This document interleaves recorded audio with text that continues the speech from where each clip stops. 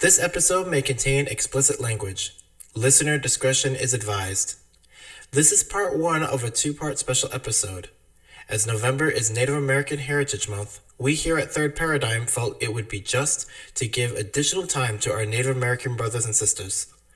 We strive to give a platform for all those who feel unheard, but for this special episode, we decided to split it into two parts. Thank you for listening to Third Paradigm. We release episodes every Saturday.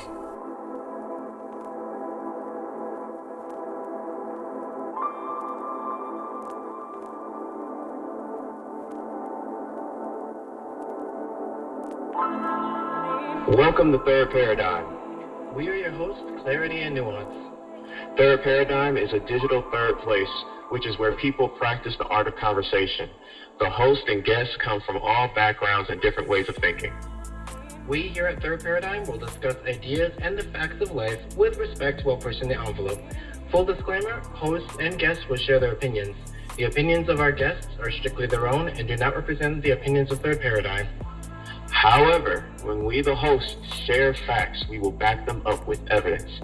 If we are wrong, we will make it right as soon as possible because we believe in practicing integrity. Welcome to Third Paradigm. So, what's the topic, Clarity? The topic for today's episode is being it National Native American Heritage Month, we will be discussing America through the eyes of our indigenous people. Oh, wonderful. You know what? I came across this information that this holiday, it started at the turn of the century as an effort to gain a day of recognition for the significant contributions to the first Americans made to the establishment and the growth of the United States, and has resulted in the whole month being designated for that purpose. One of the very proponents of an American Indian Day was Dr. Arthur C. Parker, a Seneca Indian who was the director of the Museum of Arts and Science in Rochester, New York. He persuaded the Boy Scouts of America to set aside a day for the first Americans, and for 3 years they adopted such a day. And in 1915, the annual Congress of the American Indian Association, meeting in Lawrence, Kansas, formally approved a plan concerning American Indian Day. It directed its president, Reverend Sherman Coolidge, an Apache or Araparo, sorry if I mispronounced it, to call upon, thank you, to call upon the country to observe such a day. Coolidge issued a proclamation on September 28, 1915, which declared the second Saturday of each May as an American Indian Day and contained the first formal appeal for recognition of Indians as citizens. The year before this proclamation was issued, Red Fox James, a Blackfoot Indian, rode horseback from state to state seeking approval for the day to honor Indians. In December 14, 1915, he presented the endorsement of 24 state governments to the White House. There is no record, however, of such a national day being proclaimed. Wow. The first American Indian Day in a state was declared on the second Saturday in May 1916 by the governor of New York. Several states celebrated the fourth Friday in September. In Illinois, for example, legislators enacted such a day in 1919. Presently, several states have designated Columbus Day as Indigenous Peoples Day, but it continues to be a day we observe without any recognition as a national legal holiday. In 1990, President George H.W. Bush approved a joint resolution designating November 1990 National American Indian Heritage Month. Similar proclamations under variants on the same name, including Native American Heritage Month and National American Indian and Alaska Native Heritage Month, have been issued each year since 1994. That is incredible. There's a lot of really good information out there because it always feels that when it comes to the different communities here in our country, it always feels that Native American communities and indigenous communities are almost fantasized, especially in film, movies, TV, and media, where it's like, It's not a, Right. not a policy. So we wanted to give an opportunity here at Third Paradigm to have a discussion with people of the indigenous communities. Yes, yes. So we have wonderful guests here today. Yep. We have our wonderful guests here today. It looks like we have Kelly on here. We have Anthony on here, Elizabeth, and we have Amber on here. Welcome. Hello. Well, thank you for having me. Thank you so much. Yeah, thank you for coming. Thank you. All right, so I guess since last time you got to do the icebreaker, I get the icebreaker this time. Yep. You want to do the icebreaker? Yep, this is the icebreaker question. It's a very controversial question.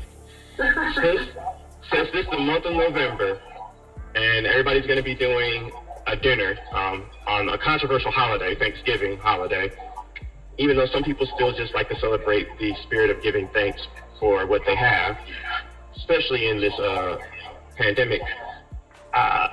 Which dessert is best? Pumpkin pie or sweet potato pie?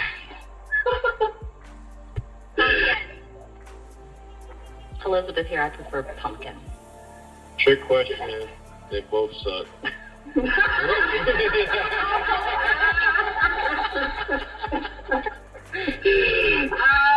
Kelly, this is Kelly here. I think pumpkin. So why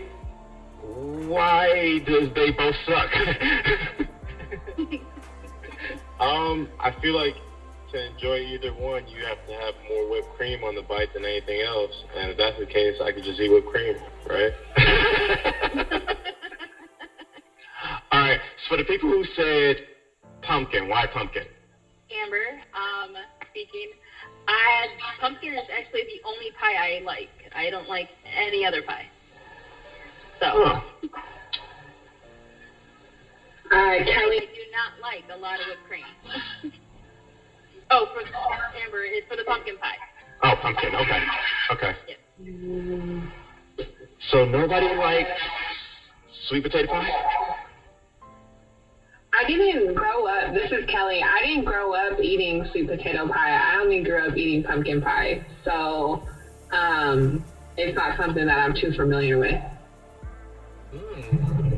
Maybe for the everyone can give it a chance and try it out. I don't know. Maybe that's just a cultural difference. Okay. Understood. Yeah, I definitely think it is a cultural difference because I think on the reservations and stuff like that, I don't know too many Indians that make sweet potato pie. At least around where I'm from. A lot of us do pumpkin pie, or I know a lot of natives like lemon meringue pie too. So Interesting. That must be a cultural thing because I know, here's a random fun fact I literally just learned only a couple years ago. In Detroit and within more closer to the black communities, when you go to McDonald's, out in the suburbs and in the black communities, they're very different of what pies they serve. Out in and correct me if I'm wrong, out in the suburbs, it tends to be more that holiday pie, I believe, is like a sugar cookie flavored, and then down it more closer to like the black community is actually more sweet potato. Definitely have seen that too. Yeah, so you might be right. It might be a cultural difference. Yeah, maybe that's what it is. Yeah. Alrighty, so thank you all for your input. I thought that would be more of a fight, actually, because in different communities, it's like, no, sweet potato, no, pumpkin, but, hey, live and learn. All right.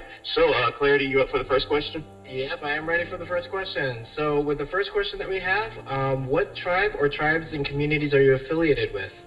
And please announce your name first before you answer, and each question will be roughly about 5 minutes total. do you have an idea of who you want to go first? I think it might be easier if you ask a person. Yeah, it's an open panel. But if you want to go first, Kelly, you're welcome to. Oh, okay. Okay, relatives. Way to put me on the spot. No, I'm playing.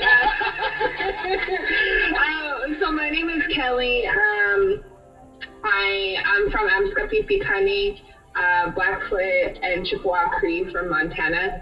My people are from Blackfoot Nation in Montana as well as in Canada. But I am a part of what is called the Relocation Act. The Federal Relocation Act is another form of termination. And so my folks got relocated to Oakland, California in the 60s. And so I grew up in the Bay Area. I grew up in Oakland, between Oakland and Alameda, California. Oh, wow. Yes. That's incredible. Yeah. Oh, that is very interesting. Yeah, so I'm what you call an urban native. Urban native. Yes. And there's a lot of urban natives and then rural natives, or like natives that grew up on the reservation. I'm still really closely tied to my folks back on the reservation. But I didn't quite grow up there. Oh, wow. Thank you for sharing that. Let's see. Let's go down the list. Anthony. Hey, so my father is what you would call now, after centuries of displacement and slavery, we call it Cherokee and Black. But I refer myself as displaced Hebrew Israelite of the tribe of Judah, because my father and his fathers all the way back are Black African American men who were taken from the slave coast in Ghana that those colonizers referred to as Judah and brought over to this country. And so that's where our background is from. The other half is my mother, who's Mexican, who's also from displaced Hebrew people, which I feel like we don't really get to talk about these days. Wow, thank you for sharing that. Elizabeth? I'm going to have to talk to him because that was very, we have to catch up. This is Elizabeth. I am a suicide prevention program manager at American Indian Health and Family Services. That's an urban community and medical clinic in Southwest Detroit. I hail from the Apsaluga or Crow tribe, Whistling Water Clan, also out of Montana. Fantastic. And Amber? On my mother's side, I come from Mescalero Apache, which is Mescalero, New Mexico, that area. On my father's side, it's Cherokee. So I don't know very much about my families. I know more about my mother's side than I do my father's side. So. That's fine. Thank you all for sharing. Yeah. I know that my great-great-grandmother, she was, from what we were told, that she is a chief's daughter. So, but that's all we know, mostly, about her family. Excellent. All right, Noah, you ready? Yep. All right. So question number 2. What are your feelings about the terms Native American versus Indian versus indigenous people / tribes? We'll stick with the politically correct terms. And we can probably go down the list if it makes it easier. So we can start off with the answers with, let's say, Elizabeth. What do you think? So at my agency a few years ago, there was a poll taken, and I think the difference would be Indian. That term is what is written in the treaties with the United States government, so that's more of like a political terminology. And if you're talking to a person, you're usually going to hear that they just say that they're Native unless they actually give their tribe instead of being general with, hey, I'm Elizabeth and I'm Black, White, and Native, or Elizabeth, Black, White, Crow, ancestrally Taino or Taina. Fantastic. And please feel free to expound, like, if any of the terms are offensive, because I've heard myself that Native American can kind of be offensive, like Indian can, even though I'm familiar with Indian being what is government. And I've always wondered if indigenous is proper or any other form is more proper. Next. Yeah, it's pretty open. Let's call on Anthony. What do you think? Yeah, so I like to defer to indigenous peoples when talking about like like people native to like these colonies up here and in South America and in like Australia. I think that Indians can be confusing. So when people say like the word Indian in conversation to me, I always ask them to clarify because, you know, it can be used in a bunch of different ways. You know, people from the West Indies or people who are Native Americans, Indigenous Americans, or people from the country of India today. So I think like they can all mean the same thing, but I think it's better to use indigenous people or Native American, just to also like let people know who established, you know, this country before it was come over and colonized, you know. Wonderful. Thank you for that very detailed answer.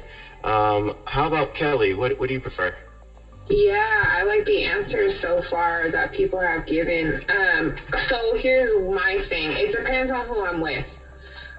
If I'm around other natives, I use native and Indian interchangeably.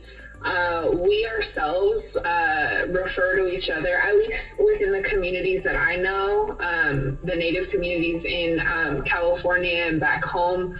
We like when joking, we can refer to ourselves as Indian or natives, right? I grew up calling myself Native American, and nobody really talked to me about it. But since being in academia and looking more deeply within the discourse of the terms Native American and the terms Indian and getting more of like a historical understanding, I prefer the word indigenous with people that are outside of my cultural group. So in terms of like being with you folks, I'll refer to myself as native, but like I'll use it like indigenous as well. Could you give a little more information about what you mean, the historical context of Native American? Because I know about I think everybody knows about the one with Indian and how they were aiming for India, but they ended up over here. But with Native American, what is the history behind that and why it's inaccurate? Yeah, so I'm trying to think of the book that I have. Give me just Ronald Takaki writes in his book A Different Mirror, and he gives the history of the Irish coming in from the East Coast, coming from Ireland, right? And there are generations of Irish folks that are coming here and they're settling. And so and I don't know if you guys seen Gangs of New York, right? So like think of Gangs of New York and how the Irish people, the Irishmen that are there before the new Irish people are coming, those guys would refer to themselves as Native Americans. Like they are the natives. You know what I mean? And so once I read that, I was like, oh, we're not doing that anymore. You know? Yeah, so it's a term that was used to identify having rights to the land, even though they weren't from here. I see. And it was also to differentiate the new Irish from the old Irish. And it's Yes. Well, thank you for the education. Hell yeah. And I think we have Amber left. Yes, with the communities that I talk to amongst the Apache communities, they mostly don't like the word Indian. They go with either native or indigenous. I personally say indigenous. That's just my opinion. Oh, absolutely. My preference. Well, thank you all for sharing that. We'll move on to the next question. And let's start off by channeling this question to, let's say, Anthony. And then we'll open up to everyone else. Describe your childhood. Did you have any challenges with being a member of an indigenous community? Oh yeah, definitely, man. Like, look, being black is hard enough with having your whole ethnic identity erased. Then you got being, you know, multiracial on top of that.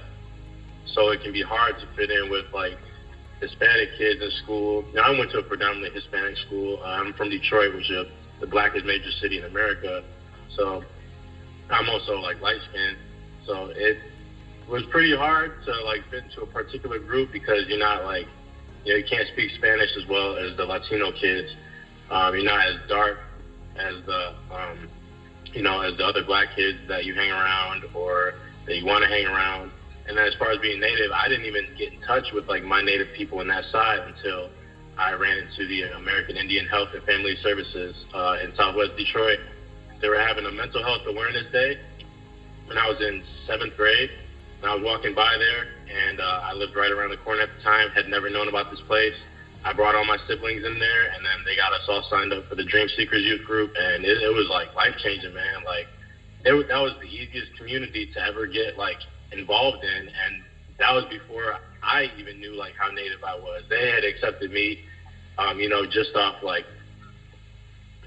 me walking in, and then when I, asked my dad about it, which had been a conversation we had, long prior to going to AIHFS, what we abbreviated as.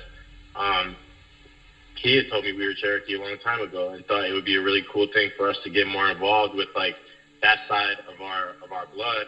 And I mean, like, it's something that I'd like my kids to do. My brother still does it. He's still in the program. They were able to like take us all around the country to like, different reservations. We went to the University of Portland and met a bunch of Natives like on the West Coast. And it was something that like me as a kid from Detroit had never knew. One, that so many Natives look like me and are like, full 100% Native. I thought that was awesome to see. And like, they look like my dad, they look like my grandfather, like they come in so many different shapes and sizes, you wouldn't even know, because this part of you has just been erased from like the whole media and from your whole life. So like, I really got them to thank for this whole thing. If any of them hear that, like that, what they do is really like irreplaceable for like young Black and young Native kids in the community who are looking for that side. That is wonderful. Thank you for sharing that. We're going to make sure we provide the link for the organization in the description box to kind of help spread more of that awareness and more of that exposure for this. Thank you. Thank you. Yeah, it's so funny how some things are just right around the corner under your nose the whole time. Exactly. Let's handle that one also to Amber. How do you feel? Yeah, I had some challenges growing up. I actually was made fun of for being Native or Indigenous. I got called a Indian princess a lot and that sort of thing. And it was really tough going through school, kind of not knowing where you belong and people making fun of you because you finally find out where you belong and they make you feel like you don't belong. Wow. I'm sorry about that. That has to be very difficult trying to figure out. Like, it almost feels like some level, like, it almost feels like almost like an orphaning. You don't fit so much in this group and you don't fit in this group, and then it's like both sides are constantly reminding you, like, you don't totally fit in our group. Right. I'm not all the way white, and then I'm not all the way Indigenous, and it's just like, where do I belong type of thing, and getting made fun of because you're trying to tap into a side of you that you don't know very well, Yeah. That's what was tough for me. Wow. Thank you for sharing that. Yeah, thank you. So, let's see, we got Kelly. Yeah, can you repeat the question one more time, please? Absolutely. So describe your childhood. Did you have any challenges with being a member of an Indigenous community? Did I have any challenges being involved in the Indigenous community? No, I didn't. And I don't take that lightly, right? Like, I know that that's a privilege. I grew up going to like the Native American Health Center summer youth programs and stuff. But like outside of the Native community, nobody really knew I was Native. Everybody thought I was like Latinx descent. But then I didn't speak Spanish, so then I end up being this like anomaly, like nobody like knows what I am. Like every now and then I'd get like white or Asian. But like there's this what am I trying to say? Like there's this obsession with like in America of like trying to racialize somebody, versus like accepting them for who they are. So like I didn't have any issues. My grandma was very involved in the Native American Indian movement and the like during the 60s and 70s in the Bay Area. She was very involved with getting the urban Native centers going here. So I kind of had this, I was really grateful and like very privileged in that sense to have this lineage connected. You know, all I have to do is tell somebody like, oh, this is my grandma, and they're like, oh, hey, you know. But outside of that community, I very much was alone. There weren't too many other natives that I went to school with. So I have like a really diverse group of friends outside of the native community. That's fantastic. And it looks like we just have Elizabeth left. So, like Anthony, everything he said, being like multiracial, I grew up in West Virginia too, so there wasn't any community for me like that, and went to Catholic school, so I was always the other. Everyone else was pretty much homogenous, so I felt very disconnected from any culture, actually. It wasn't until moving to Detroit in 2002, I think it was. It took like 10 years before I even knew that there were Native community centers, and I started taking my daughters to the Dream Seekers, and that's where I was actually able to connect, even though it's not my tribe. We're here in the Three Fires territory, but it gave me something. It gave my daughters something, and even my husband, who's Ashkenazi Jew. And just like Anthony said, giving our youth the opportunity to travel across the country, where one conference, my oldest daughter, Carmen, went to a nation building for Native youth conference, and one of the kids totally accepted her. They thought she was pure blood. In fact, her father's African American. I think it's so important to be able to connect with what you can, and even though it was a disadvantage growing up, at least there's a redemption story somewhere along the way. Wow, thank you so much for sharing that one. And thank you all of you for being open and very comfortable with being vulnerable on the show. Thank you so much. That's the point of the show. Thank you. So Noah, are you ready to move on to the next one? Yeah.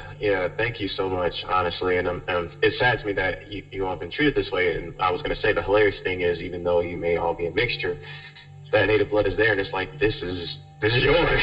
So it's like, to be treated this way in your own home is just like the irony. But so the next question is, how do you feel about representation of Indigenous people in Hollywood films and TV, such as Disney's Pocahontas or Brother Bear or Moana or Dance of the Wolves?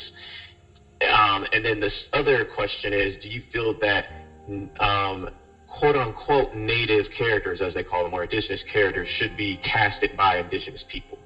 Why or not? And we'll start with Kelly. Yeah, I also want to thank the other participants for their vulnerability and stuff. It's not easy talking about. One thing I forgot to add to my answer, my last question is, did I want to be a part of the Native community was the problem. Like, growing up, it wasn't cool being Native, you know?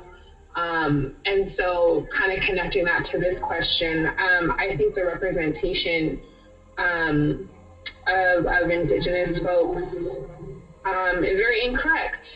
It's very wrong. You know, I can think of plenty of shows and movies in which, like, why can't they just cast the Native character? Like, it's really an ongoing joke, you know, like, oh, do you think they got a Native character this time, you know? I mean, there's this one show, I can't remember what it's called, but Lou Diamond Phillips plays a Native guy. And we're like, honestly, like, you couldn't get one Native person to play him, you know? Yeah, it's frustrating, and I think there's a big piece of me that's really apathetic to it. Growing up, I was obsessed with Pocahontas, and I think my parents were like, you know what, you can have Pocahontas because she's the one thing you get to have. Let's not ruin the story of Pocahontas for her quite yet, you know? Like, you know, so Pocahontas is like Santa Claus? Yeah. They're like,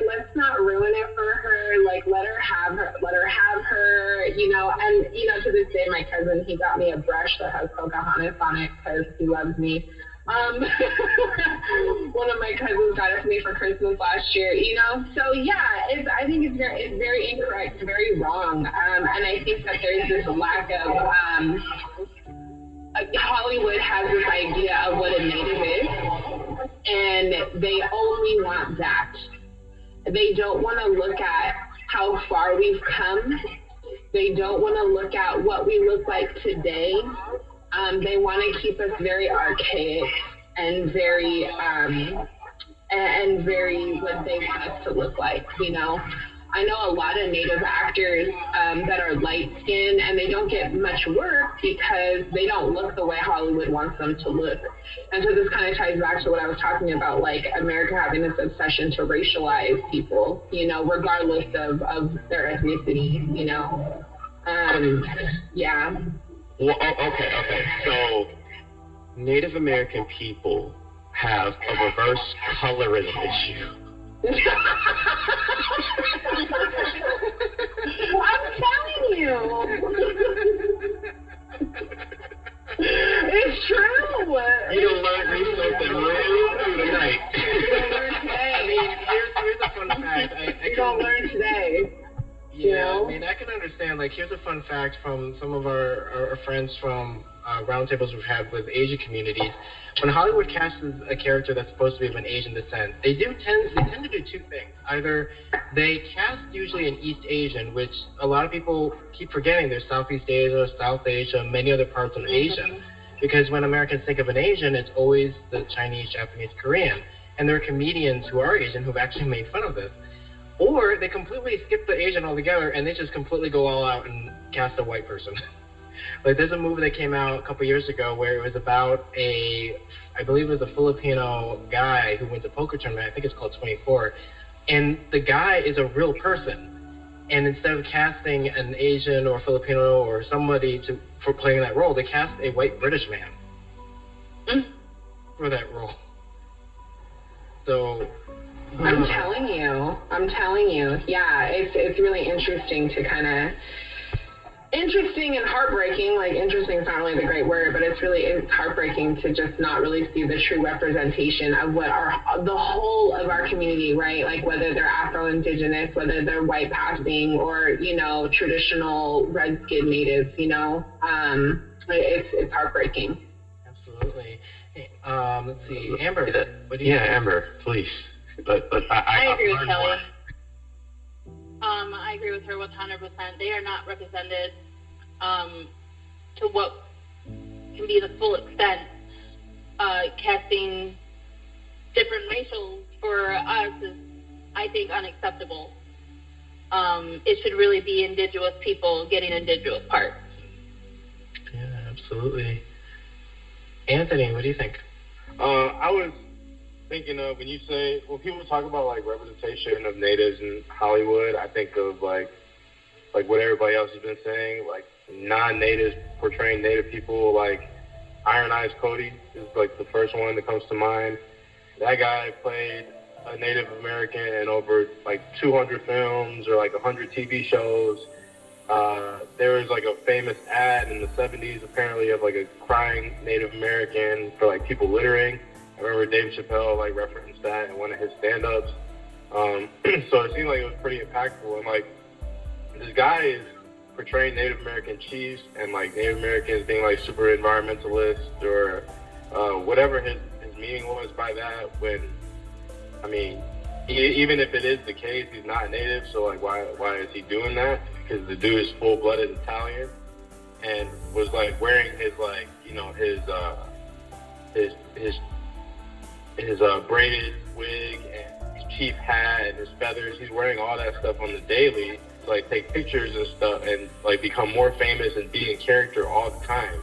Like Rachel Dolezal, like being native, you know, like he's saying he is every single day, even though his family's like, no, you're not. We're all Italian, even you.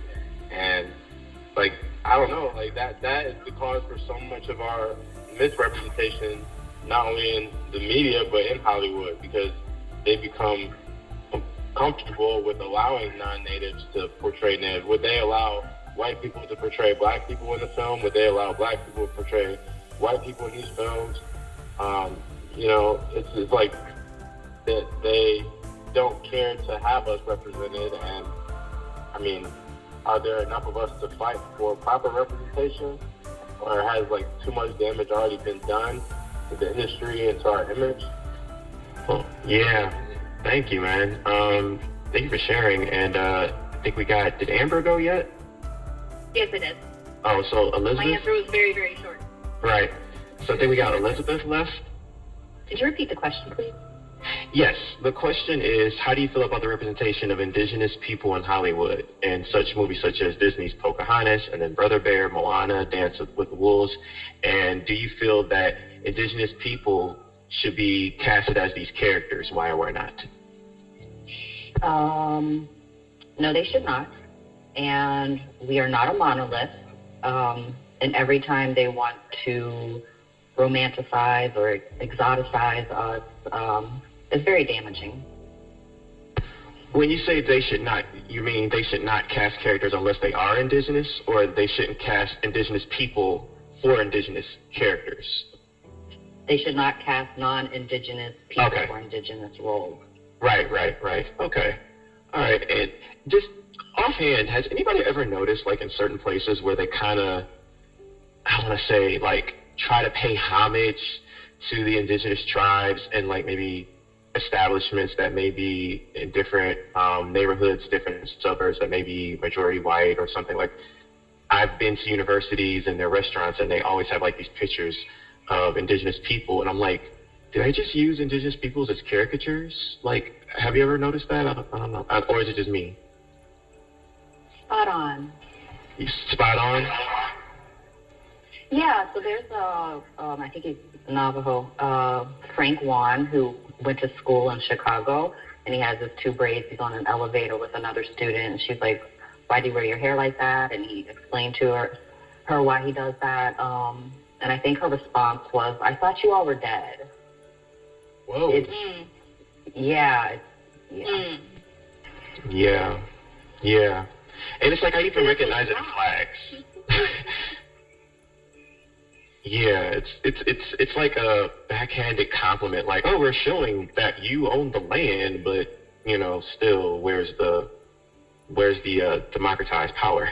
So, okay, well, all right, Claire, are you ready for the next question? Yep, I can definitely ask that. And actually, I'll tie it into another question that I was thinking in my mind while we were talking about, like, with the representations, but I'll save that for a different one. So the next one, let's direct this one actually to Elizabeth. I feel the general population is unaware of the trauma, struggles, and challenges within our Indigenous communities, such as native language restrictions, oppressions, economics, policing, and criminal justice. Please describe your view. Absolutely, and I actually fell victim to that distortion of history, and it really broke my spirit when I learned about the boarding residential schools. Yes. I've heard from elders who were given mental health diagnoses for speaking their tribe's languages. They were violently, trying to think of the right word, dissuaded from cultural practices like having a thumbtack or a nail driven through a tongue.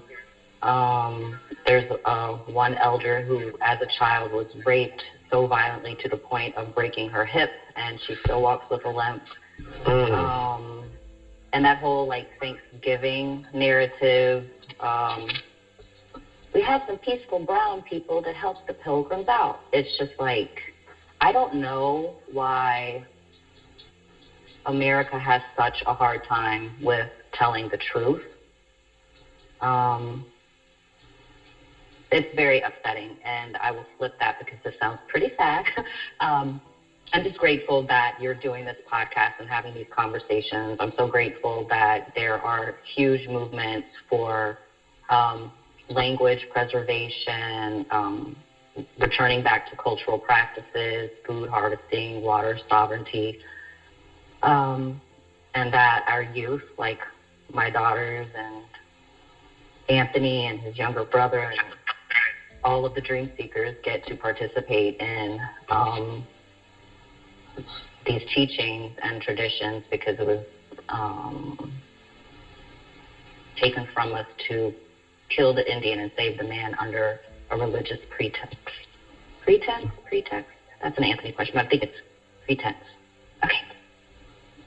Thank you so much for sharing that. Wow, that as hard as that is to hear, affects our friends, and it is definitely good to, as you say, America, I think the world, but especially America, needs to learn the difference between radical acceptance, which is accepting reality as it is, versus how you feel about reality. And as harsh as that reality you shared is, it's good to know, so we know where to go forward, and knowing all the things that you described have happened. So thank you for sharing all of that and educating us. Thank you very much. And you're correct. There's a lot of movements happening right now where we're trying to give platforms and more amplifying people's voices, such as this podcast and other movements that exist. Like I've heard the phrase like decolonization in multitudes of different communities. So thank you for sharing that. Anthony. Yeah, so I think that people really don't know the half of like what Native Americans are going through today, or what we've even been through. We're talking about having the highest suicide rate in the country, like by race, by far, like far above the second highest, which is white people. We're like 1.5 times as many Native Americans are killing themselves. We got them incarcerated over 38% above the national average. So people like to dwell on the fact that Native Americans make up 1% of the prison population, but don't consider how much of the U.S. population they make up, or what that prison population actually looks like, especially when compared to like our racial population. And then we got the way that it's taught in schools, when they teach like Manifest Destiny and Trail of Tears and the French-Indian War. They teach it as like, oh, the white man came over and moved Native Americans all around the country, and they don't really talk about any of the harsh realities of those displacements and depopulations. They don't talk about like the Thanksgivings where we're slaughtered after showing them how to farm and showing them how to live in this country, or the conditions when we're pushed into these reservations that aren't allowed to practice their lives and their laws the way they like to, and are also put in terrible conditions as far as like the government assistance they get for their houses and their schools. And then when you're talking about schools, talking about boarding schools and all the historical trauma that comes from that. So it's just like, man, they don't know the half of it. The general public does not know or care to know the half of what we've been through, and that's a crying shame. And that fully explains why they treat us the way they do, and continue to have messed up perceptions of us, regardless of, how bad we try to show them that we deserve to be equal people as well. Absolutely. Matter of fact, since you're from Detroit, could you expound upon randomly just a little bit about, I think it's called the Red Fox Indian Massacre, if I have that correct? I'm not educated enough on that to speak on it. I'm sorry. Okay, it's just something I heard about that happened in Detroit, and it was a horrific massacre that happened. I think it was the French that did it. So, but we can say that for another day. So anybody else want to speak on this topic here? Looks like we have Amber and Kelly left. Yeah. Unless Amber wanted to go. Amber, did you want to go? No, that's fine. Okay. Yeah, I think, what has already been said. Thank you, Anthony, and thank you, Elizabeth. Beautifully put. I think you can dedicate a whole series to that topic alone, of historical trauma and intergenerational trauma that's carried within Native communities in America, I will speak on my experience, and because I don't speak for all Native folks. A lot of what has affected my family is displacement, loss of language, loss of land. And with that comes alcoholism, sexual violence, drug abuse, suicide, and another issue that is barely coming to light but has been happening since first contact with Europeans is missing and murdered Indigenous women, you know? And you know, the thing about it is that, like, as with many cultures around the world that have been colonized, like, we carry this in our DNA. We carry this in our memory, you know, in the ancestral memory that we have as Indigenous people. We carry that.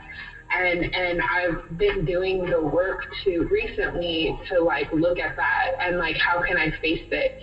So like when we talk about trauma, ancestral trauma and all that, we also have to talk about resilience and how Indigenous people today are resilient to what happened to them and how we're still coming together as communities, loving each other, reviving cultural practices and traditional practices, and also creating new ones too. It's something that I have struggled with my whole life because I didn't understand it. But now I have a better understanding of it, and instead of focusing on all of that, I focus on the resilience that my ancestors have embedded in me, and the resilience of my people. So I hope that helps. Yes, thank you very much. Thank you, Kelly. And Amber, I think you were the last one that had something to say. Yeah. I was going to mention about the Indigenous women going missing and murdered. That's an issue that's becoming more aware to people. There's also an issue in like the Dakotas where the Lakota people are getting their children taken by the state because they're worth more money in the state. And that's something, you know, not a lot of people talk about or listen to because they get more money with more Indigenous children, and these people are losing their language or losing their children. It's still happening, and it's something that needs to stop because history is literally repeating itself in some states, and it's sad to see. Absolutely, and there's a lot of narratives that tends to be like left unchecked, and all of your responses have really touched us because we really don't hear like the voices of Native and Indigenous people enough, especially when it comes to curriculums in schools, which actually will lead us into the next question because we can expound upon this even farther. May I add something? Go ahead. This is Amber. Like, did you guys know that there was actually a candidate for presidency who was Native? I was wondering if there was, because I remember in 2016 there was someone that ran that actually I think maybe even got significant votes in Hillary's run for it. Yeah. That's what I'm talking about. Like, not very, like, a lot of my friends didn't even know that there was a Native person running. Like, you guys got to do your research. Look, see, just because, you know, you got to open your mind. Exactly. And I just wanted to dabble on that. No, absolutely. And that's a good reminder for all of our listeners out there so that way they can be reminded, especially when it comes to like, look, we had a Native person running. Because oftentimes we get so swamped into something and the message gets lost and it's like, oh, there was? It's like, yeah. Well, So again, that leads us into our next question, which we can expound upon everyone's views, is describe your feelings regarding of how America teaches American history, more specifically regarding to the Native communities. Yes, and I want to kind of piggyback off that question. When it comes to American history and it comes to Indigenous communities, is it specifically within what has been established as the United States of America, or is it in the sense of all of North America and maybe even South America?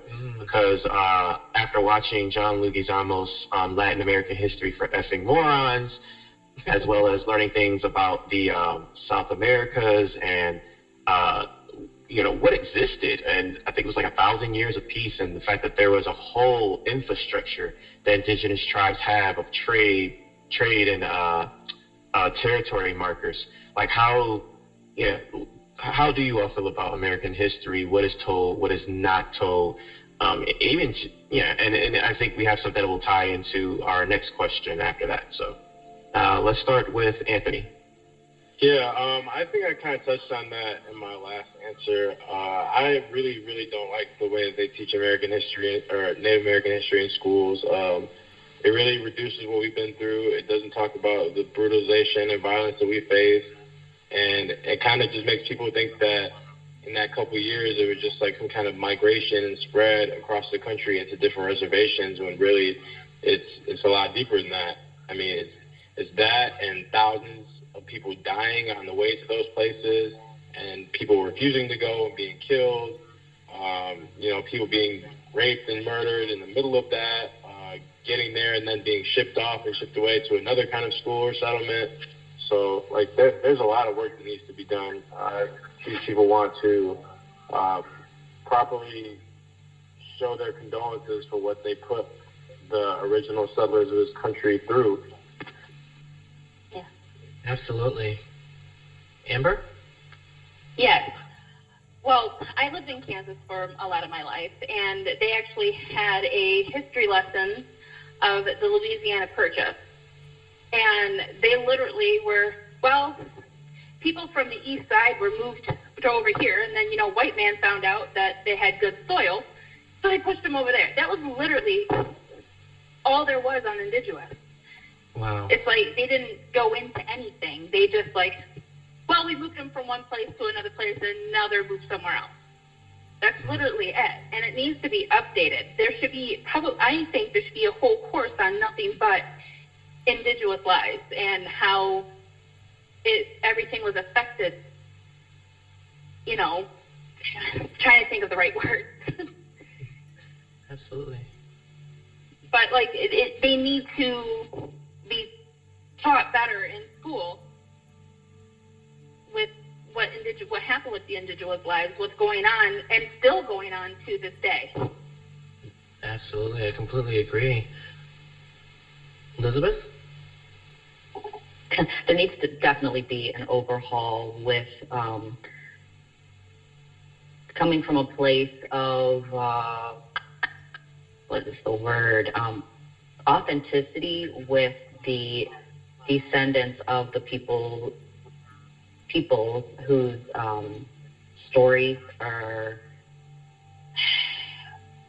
dictated from the blood. Sorry, I'm getting a little poetic. But anyway, I just think that there needs to be a much more effective way to relay the information. It makes me think of a couple of summers ago, maybe even last summer, I don't know anymore. There was a mother who saw her child's history book where they called the enslaved people workers, and that they were happy, and how that passed any editor's desk with a green light is beyond me. That is very disturbing, and it's very interesting how just single words like that completely change the narrative. Completely. Yeah. And then also sidestepping the distinction between the federally recognized tribes, the state recognized tribes, why some have attained federal recognition, how the majority of 300 of the less than 600 tribes reside in Alaska, and the rest are throughout the other 48 Are you serious? Really? Yeah. Because I remember, wow. Years ago in Alaska. Wow, because I remember when the whole thing with Elizabeth Warren happened, and she kind of fell into the ploy of Donald Trump, which I will admit myself, that I think everyone who, may know of a story in their family of Indigenous blood and whatnot, we could all fall into. So I'm not going to sit and look down, but it's how she handled it, and how she apologized, I think could have been done better. And then it became a whole thing about blood quantum and whatnot, which we can get into later. But one of the things I remember was the way that it happens where you're recognized as Indigenous in this country, and I think you all mentioned it, is on the mother side. It's if your mother is Native American or Indigenous, then you are, because that's your earth, that's the path, that's your matter. And the country, the U.S. doesn't recognize everybody like that, even though that is how Indigenous people do it. Or correct me if I'm wrong.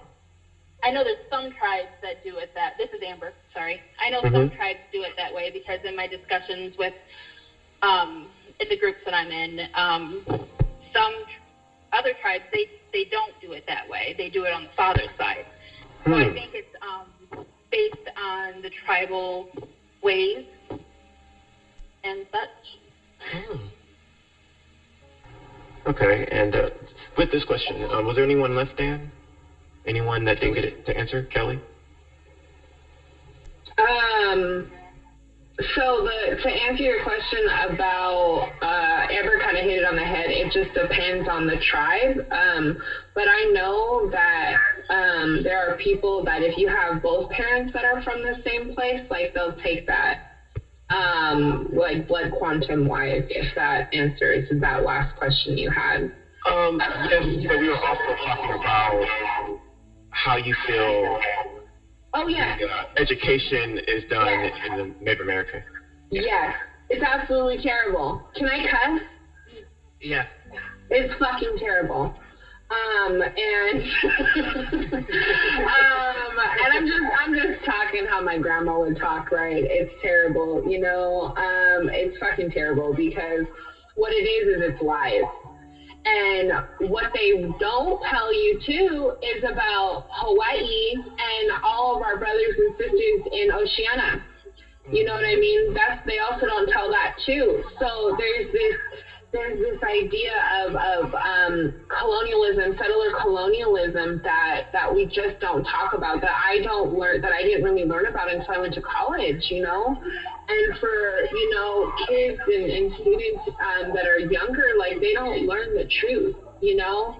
And so I think it's absolutely terrible. You know, I grew up in California, and many people do not know the truth about California and the missionization that happened in California to the California natives. And so in 4th grade, you're supposed to make a mission. And my grandma and my dad kind of fought with each other about this mission project because she didn't want me doing it, right? But could you elaborate on what a missionization is? What a mission is? What is that? Yes, I would love to. So, the Catholic Church established these church missions. And what they did is they took in Indians as enslaved peoples, and they made them work disease, all different kinds of stuff. And I can recommend a book to you folks that will give you a better idea. But yeah, it's the way that the genocide in California of indigenous people happened, through missionization. And so many people do not know about that.